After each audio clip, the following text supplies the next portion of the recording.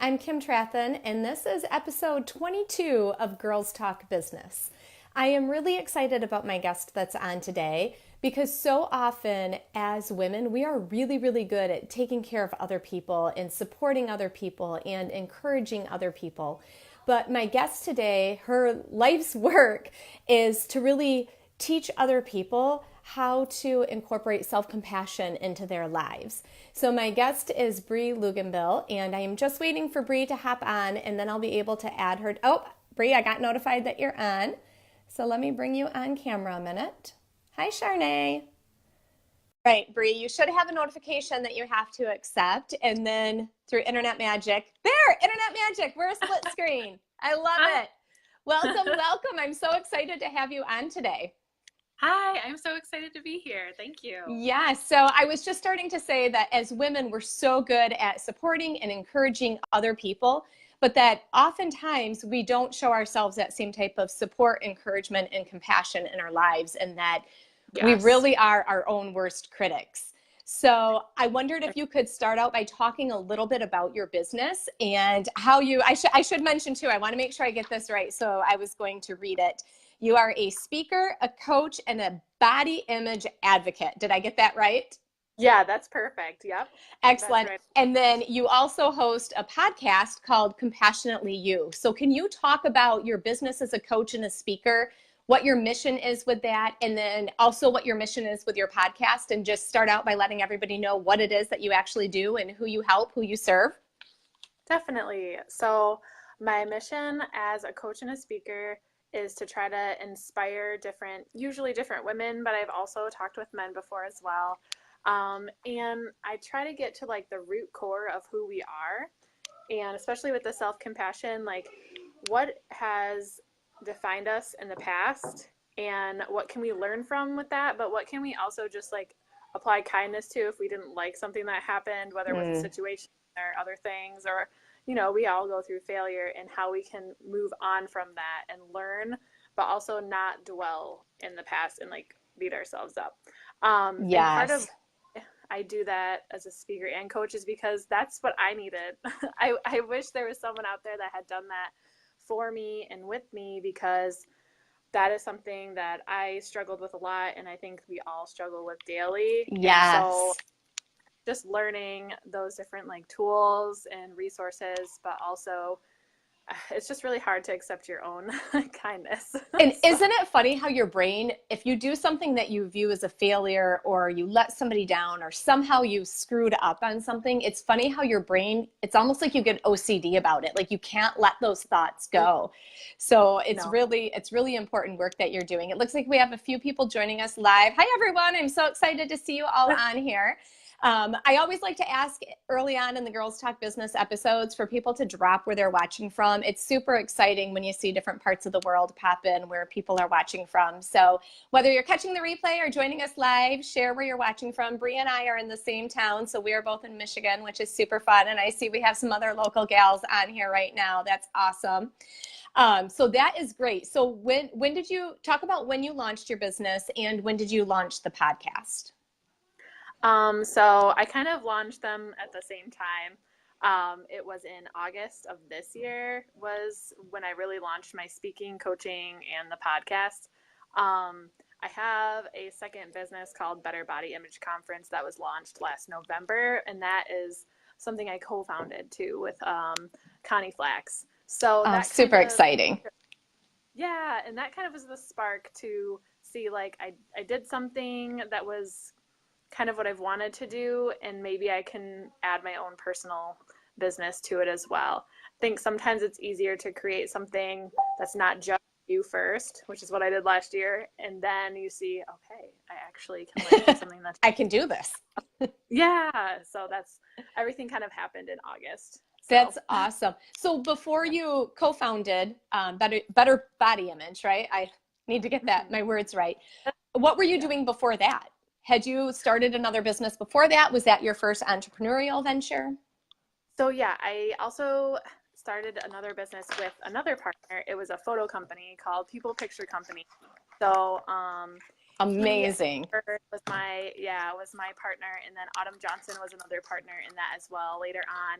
And the business is still going and it's there, and I still like photograph under them. But I remember doing like a photo campaign through that business in the body image world like back in 2014. And I just like really loved it, and I just couldn't get it out of my head. And so then I did the conference. I saw that, oh my gosh, there's a need in this community. And I just said, you know what, I'm just going to immerse myself in the body image and self-compassion realm. And that's kind of where it went. So I did help build a photo company, just like consumer photography back in like 2014. So I've always like, I just like businesses. A serial entrepreneur. They're a lot of fun. So. Yes, and it'll be exciting to see too where this current business takes you in the podcast, and maybe you'll be one of those people that ends up with like 100 businesses or something like that. I think my husband would be like, please, like I do too. So yeah. Yes, I love it. I love it. So you mentioned that you kind of got into this work because you knew that's something that you needed, and you wish that you had somebody to help you learn how to show yourself more compassion, more kindness. So how did you learn those skills if you didn't have somebody that was able to direct you with that? Yeah, so I researched, and I found this awesome psychologist that pioneered in the field 10 years ago with self-compassion. Her name is Kristen Neff. She has, I think her website's actually like selfcompassion.org. And I read her book, The Proven Power to Being Kind to Yourself. But she also gives like free meditations on her website too, which is really cool. And so I started kind of looking at her stuff. I looked at all her TED Talks. I saw the different studies that she had done that showed that self-compassion can decrease anxiety and depression. There's like a 2013 study that showed that. And I found it interesting because her work was wonderful, and I couldn't believe that it wasn't being talked about more, because it really just showed that when you do those types of behaviors, it really changes you and helps you. So, and it's something different than I think like self-love and self-care. I think those are two like aspects of what go into self-compassion, but they're just parts of it. And so to me, self-compassion really digs down deep, has us address our things. And then our baggage. Is that our baggage? Is that what we're addressing? Yeah. Addresses our baggage. And then we apply that love to it that we wished we would have applied to it back then, or that someone would have helped show us that it's okay back then. And my dog is like right next to me. He can be on camera. But she eventually. But anyway, so funny. So you're a mom. How old is your little boy? He is 1.5. 1.5. So busy age.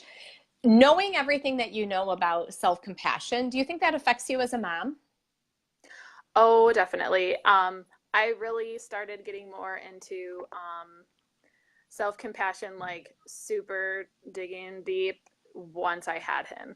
Because after I had him, I was like, you know, this little man needs all the love that I'm able to give. And if I do not fuel myself by making sure that I take care of my own needing to be loved, then I'm going to have issues being able to show that to him. And then, you know, and if I'm not showing myself that kindness, he's going to learn by example. So, oh, so powerful, so powerful. So have you found that if self-compassion isn't being talked about as much, and you talked about how it's a little bit different than like self-love and self-care, do you find that you have to do some education so that people understand what self-compassion is before they really understand what you do? Or do most people kind of get it? It's just not being talked about, but they kind of get it right away. I would say it might be a little bit of both depending on the person. I do think I do a little bit more educating just because it is confusing. There's so many of those self-insert word here words that are just being thrown around and we're using, and so it just gets a little confusing. So I think I do have to do a little bit of that, because some people at first are like, okay, so you're just telling people to care for themselves more, so like go take a bubble bath. And I'm like, no, that's a really great way to like relax, but that doesn't really like change our how we treat ourselves. Yes, yes. I know I have been a complete so guilty when I've done something, especially if I think I've let somebody down, whether it's in my personal life, my corporate life, my entrepreneurial life, whatever it is. But if I feel like I've let somebody down, that is when my mind like spins out of control in those rabbit holes. And Yeah. I have had to like literally take a step back, and I'll make a list of like the 10 things that I've done well, or 10 ways that I helped that person, because sometimes I need to see those positive things that I did and understand that.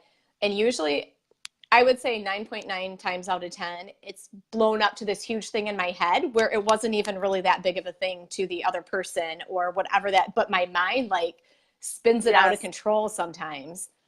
I do that. I mean, I do that same thing too. And I think a lot of women, especially, we are very hard on ourselves, and then we just don't want to hurt anyone. And so when we did, or maybe we did, but it wasn't intentional, we just go, "Oh my gosh, that was like the worst thing I could have done." Yes. How did So, I do that? but so I'll actually, I'll say like the three different things that self-compassion kind of encompasses. So there's Yeah. common humanity, and then mindfulness. And Okay, so, hang on. The Wi-Fi connection wasn't great. Can you re-say those three?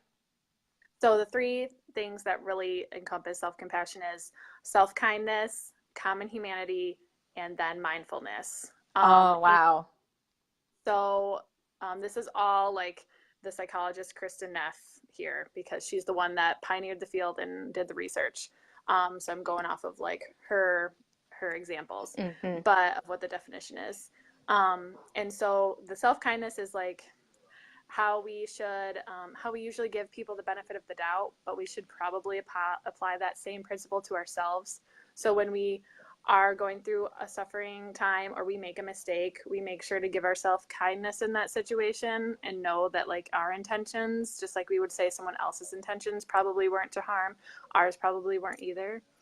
And then just having that space to like treat yourself with care during that time, because you're very fragile, instead of treating yourself with like overly critical, like you're a terrible human being type of. And then the common humanity is knowing that everyone suffers and everyone goes through really hard things. And you know what? It's kind of like a uniting thing of humanity. So you know that if you're going through something, someone on the other side of the world might be going through something similar, just with a different set of culture and a different people in their life. And then the mindfulness is the one I like the most, because I taught myself how to repress emotions. So then when I would repress my emotions, they would just explode out later on. So it's actually holding space for your emotions, being like, okay, this is what I'm feeling right now, and I'm gonna feel it. I'm not gonna like shove it down, but I'm also not gonna let it overwhelm me. And then I'm feeling this way. Where's that coming from? Like having that moment, think, where is this stemming from? And then it's okay to feel that way. That like feelings, my mom always taught me, feelings aren't right and wrong. They're just feelings. Yeah. Oh, it's so true. But having that space for your feelings too, I think that applies to so many different areas of your life. I don't know if you're aware, but my dad passed away on the 4th of July this year. And so sometimes when grief hits you, like it comes out of nowhere. And, like the other day, I was just sitting there and I was just overcome with this sadness. And I was just honestly in a funk that day. Like I was having a really hard time being productive and getting my mind, wrapped around just everything going on.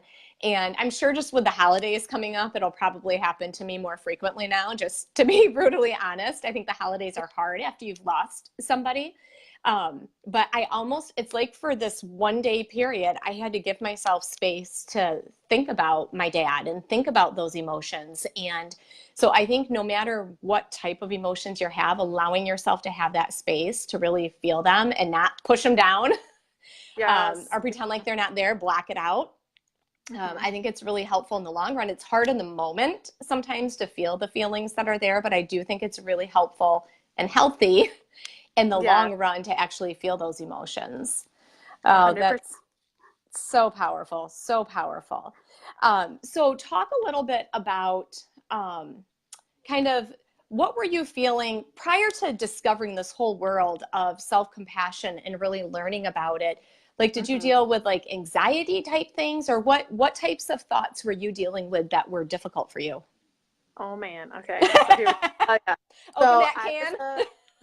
I'm, I definitely I'm a recovering perfectionist. So definitely perfectionism, like holding myself to these unattainable standards. But then also I do have anxiety and depression that runs in the family. And unfortunately, I do have both of those mental illnesses. Mm-hmm. And so that combination is really hard because you might get like really anxious and like have those racing thoughts. And then you start to beat yourself up after that. So it's like such a bad combination.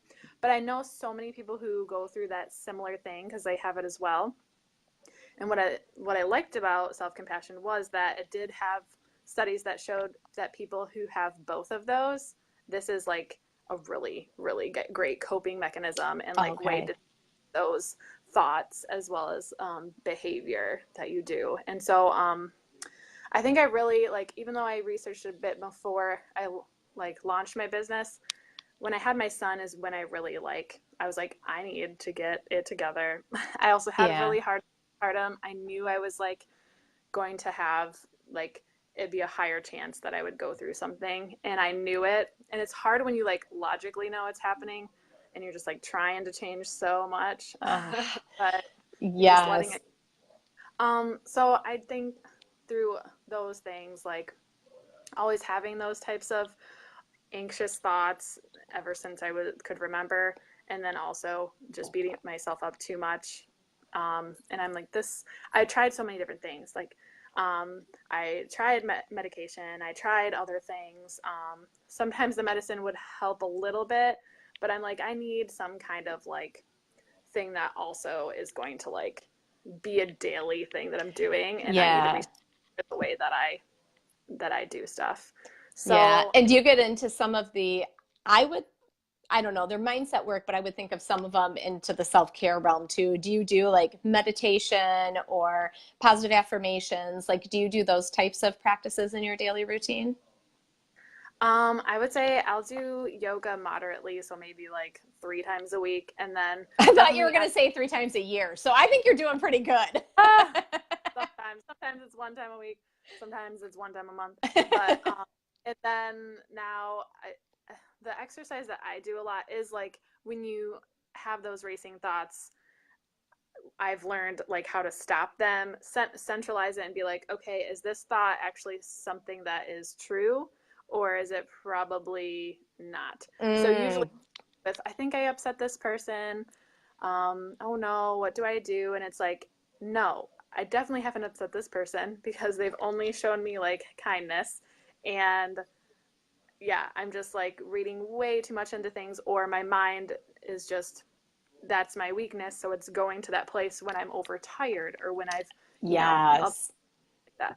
So but it's hard to like, it took like a year of me like constantly doing that for it to become more like second nature. And so why I do what I do is because I want people to learn how to do this because it's so helpful. It just relieves so much more stress and anxiety from my life. And I know that other people go through the same type of thought process. And Hmm. so, yeah. So, from the research that you have read or articles and different things like that, because I don't even know the stats, and I don't, if you don't know this, don't think you have to know it. I'm not sure. I'm just Oh, wondering, like, I don't know with depression and things like that. Like, do men respond as well to practicing self compassion as women do, or do women typically respond to self compassion better? see, and I haven't looked at stats with like gender yet. And I'm not I even only sure saw, if they'd be out there if it's not being talked about that much. I don't know if the stats are even out there. yeah. I mean, I can always give the link to you, or I can write it in the comment later of where there's like a 2013 study where it's 19 people. I don't know what the genders were, but I think it'll say, and it's called like CMT therapy or something, which is the self Okay. compassion therapy. And it just says like that it did improve, or it did not improve. It decreased like Oh, symptoms of depression yeah. and anxiety. Um, but I don't know like how many of those were men or how many of those were Hmm. women, unfortunately. Interesting. Yeah, if you have So it, drop it in the comments. People might be interested to see that. I kind of nerd out on some of that stuff, so I'm always yeah, excited to see studies and things I like even made that. I made an infographic for my live the other day, and so I can just like Oh, drop that. cool.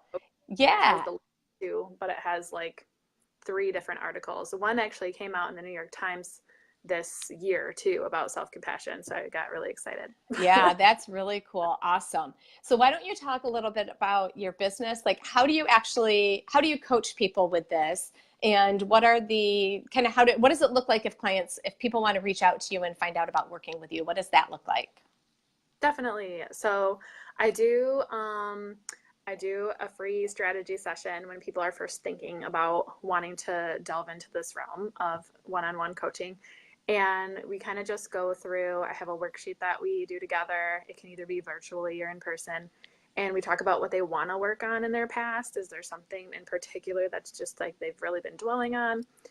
We talk about what learning style is best for them or combinations. And I then will create their personalized self compassion routine Wow. in the same meeting for them. And then they have to plan with me too, like, okay, in moderation, like, let's try to do this 3 times this week. What's best for you? Morning, evening, or afternoon? And then we try to like plan it out for them.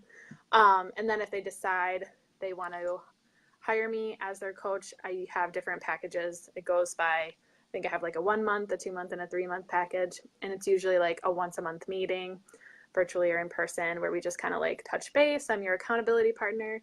We can also maneuver and change the routine as needed if it's just not working, or if you're like, I thought I was an auditory learner. I think I'm actually more like needing a writing exercise. Yeah. Because sometimes we don't know. We think we know, and then we're like, this isn't really working, and it's not Hmm. enjoyable. How Yes. would it?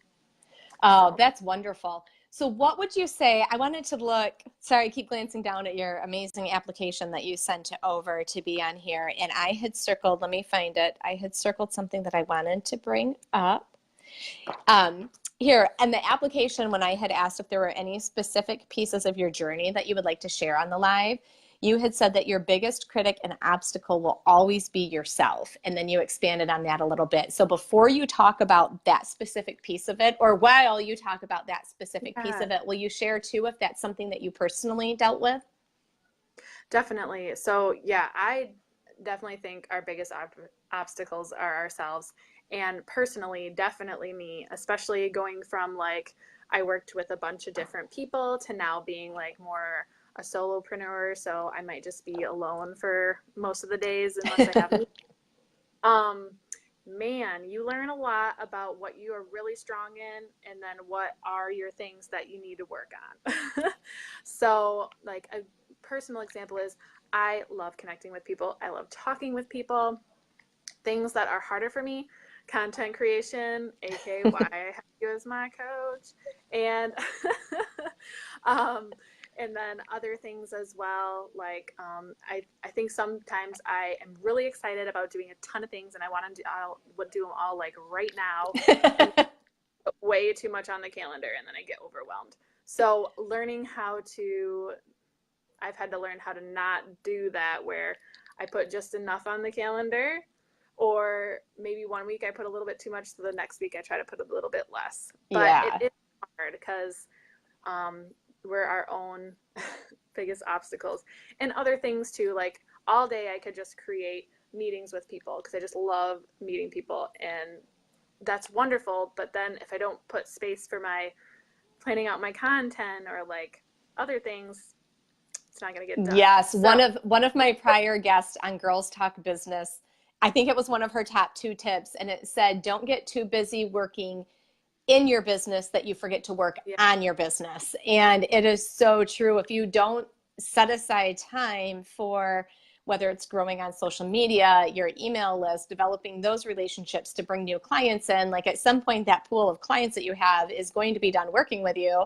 And that's what had happened to her. She had some big contracts that she had signed, and suddenly those contracts ended, and she was like, "Oh, shoot.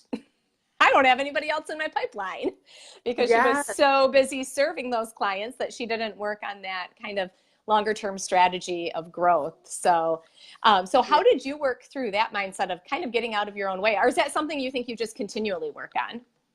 Yeah, I definitely think it's a like a continuous cycle, but I think that I've learned to plan out blocks of time, like, and saying, okay, this exact block is going to be for editing my podcast, or it's going to be for making sure to schedule those email campaigns, or it's going to be for making sure to get some content for all my different outlets. But it's hard because it's easy for me. Sometimes I'll like push those things still if something else comes up, but the scheduling it in Google Calendar as well as a paper planner has really helped me. If I just haphazardly just do stuff, which is sometimes what I used to do, it's just, you're going to keep going from every task to every task and then just not finish. Yes, it is so hard.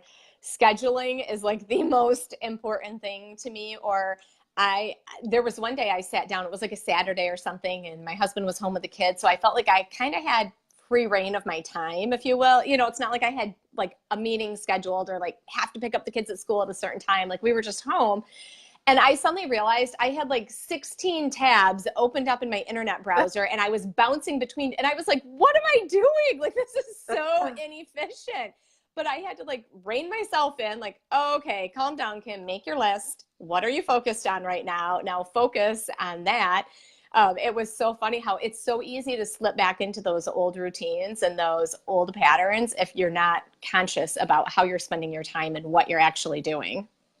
Yes. And then sometimes what I used to not do, I used to just like fill it all up and put no like room for like, what if something goes a little bit longer than the other thing?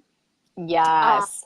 And so actually that I did that today where I had a bunch of different things, but I was videoing my course today, and luckily I put like 2 hours of extra time after it before this because it took longer than I thought. I was done at 4 o'clock, and then I was able to get here in time. And so it was like, you know, I only put on the calendar till 3, and then this is at 4:30, but I didn't have anything else in between there because you just never know. Yes, life happens. Things take longer. Technology glitches happen. We all know this. This is how life works. Yes. Or a truck decides to go across all of Division, 5 lanes, and just try to back up really slow. That was me trying to get home. Gosh. Luckily, I got 30 minutes, so. Woo! So fun. Woo! You made it. You made it. So I love it. We are already at the 30-minute mark. So this is when I love to talk about your top 2 tips. And if you don't remember what they are, I always have them printed because I've had several guests that are like, I just forgot my tips. I know. I don't have it pulled up, so I don't. Perfect. Then what I will do is I will read just your short tip and your application. You put it in bold, and then I'll just let you naturally expand on those. Okay. So this is why I always have them printed.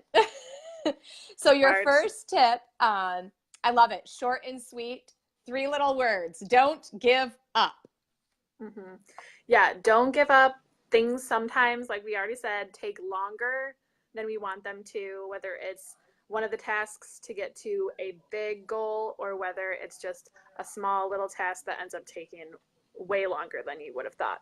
But don't give up. Keep going. Or if you need to find a different avenue, if you were like, nope, this is the way I was going to do this, it's not working, I got to research and like figure out a different way, that's okay too, because trial and error. Like, yes. Okay. And it's so, anybody that's just starting out in their entrepreneurial journey, like I think all too often women hit something that feels hard, and whether it's really a mindset block or it's a financial setback or whatever it may be, they hit something hard. Maybe it's even in their personal life, but it drains all their energy and they don't feel like they have energy. And then it's like their business kind of fizzles out. And when I've talked to these women, a lot of them are even like, I don't really know what happened, but I'm not making any progress, or I'm not signing any clients, or I'm not sure how to get myself out there, you know, like, and sometimes it's almost easier to give up on your business than to push through those hard times. So I think just knowing that those hard times are going to happen, knowing that you'll sometimes it can feel like feast or famine when you're getting clients and not getting clients, and knowing that you still need to take steps forward to make progress in your business, even when it feels hard. Definitely. And I just pulled up my thing so I don't forget. But Okay. something I put within the don't give up is celebrate your wins. Too much of the time Yes. we move on from one task to the next because we just have so much going Guilty, on. guilty, That guilty. and I was reminded by this with a podcast that's going to go live this next Monday with Anna Van Otmel of Yes. Your Roots. She was talking about celebrating our wins, and I'm like, thank you. That's so true.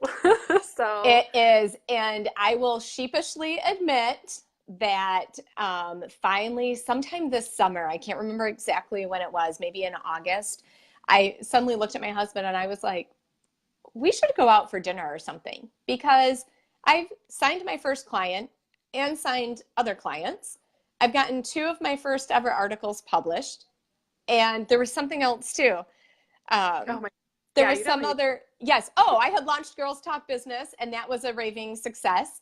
And I was like, we haven't like gone out and celebrated Mm. any of that, anything. So we went out and I was like, we just need to go out and toast that I did this.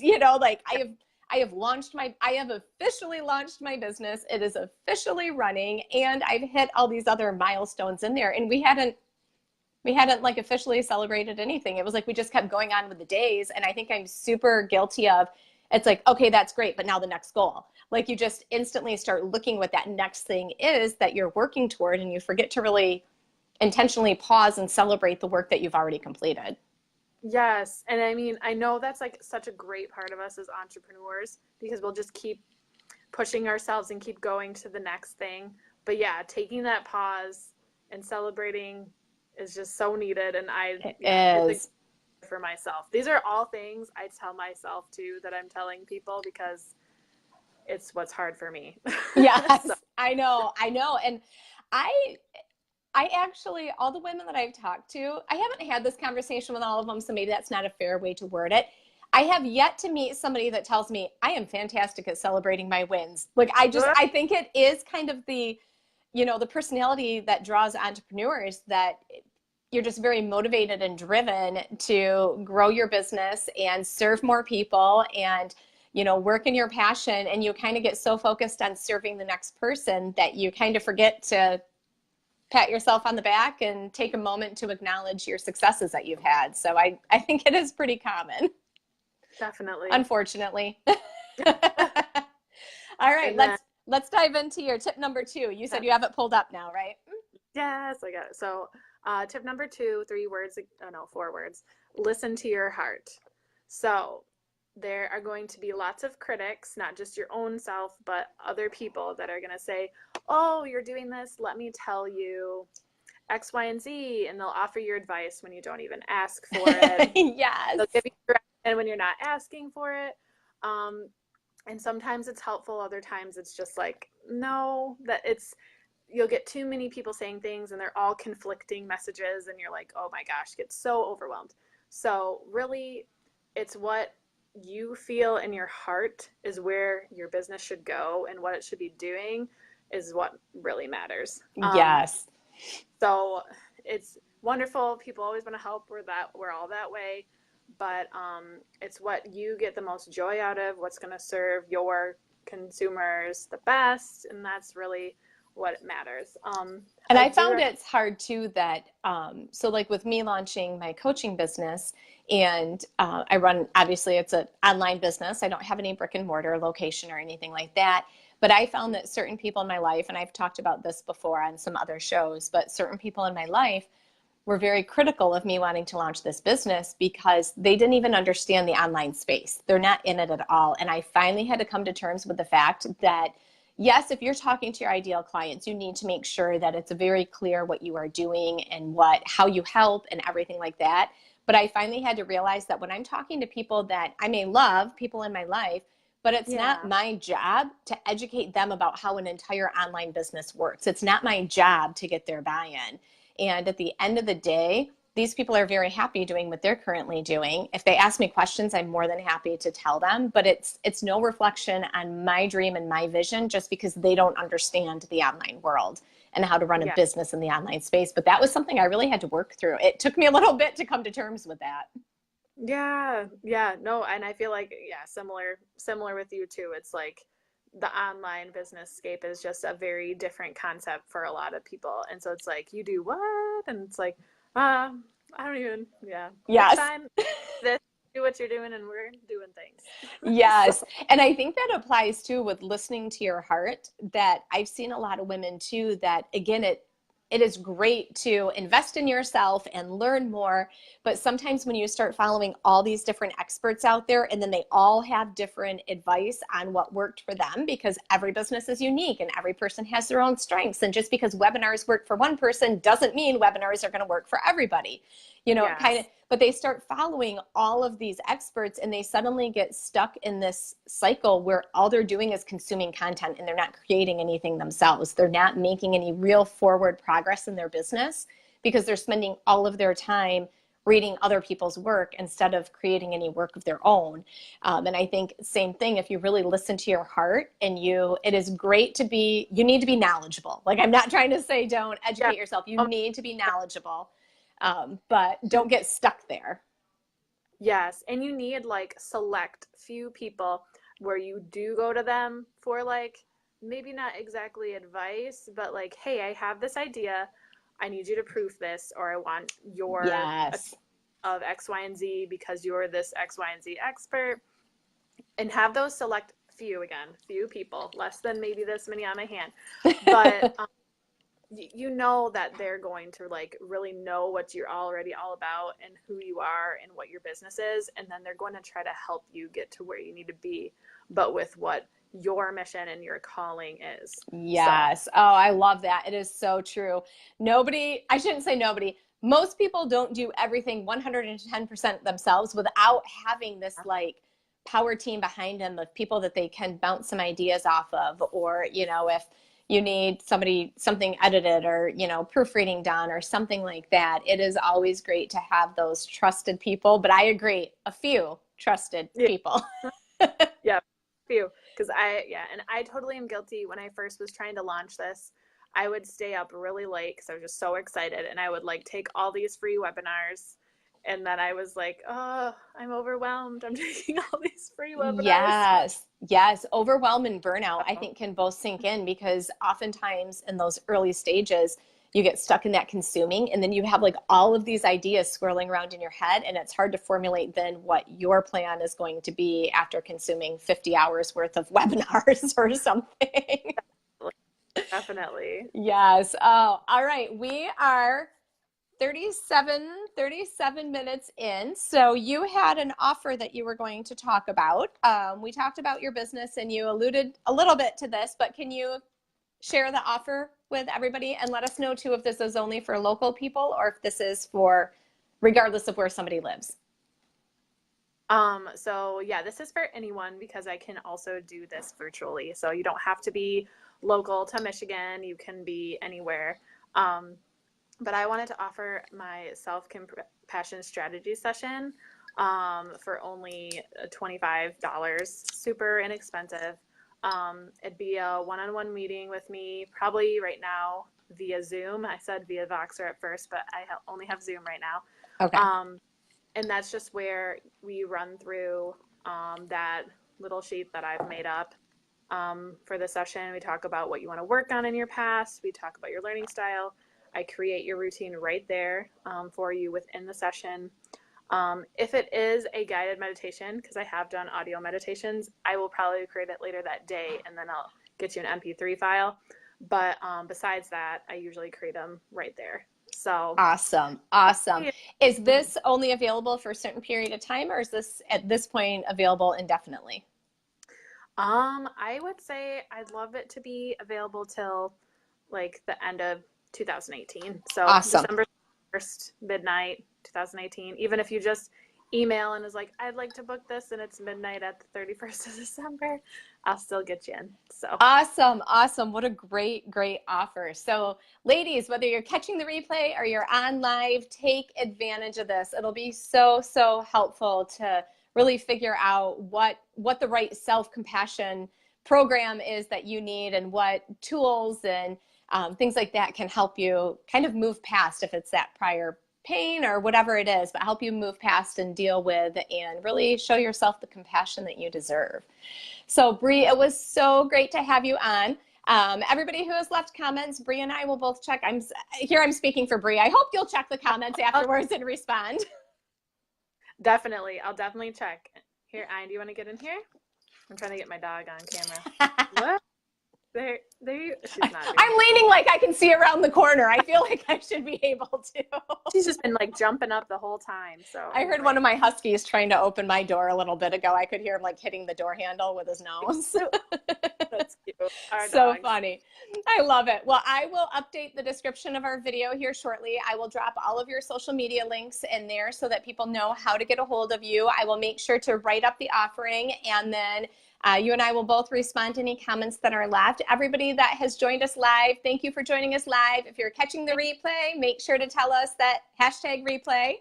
And reach out, connect with Bri, follow her online. This is super helpful to all the entrepreneurs out there. You can see the great information that she is sharing and take advantage of the $25 deal. That's absolutely awesome. Thank you, Bri. All right. Thank you for having me, and thank you, everyone. Bye, everyone. Happy Friday. All right. Bye. See ya.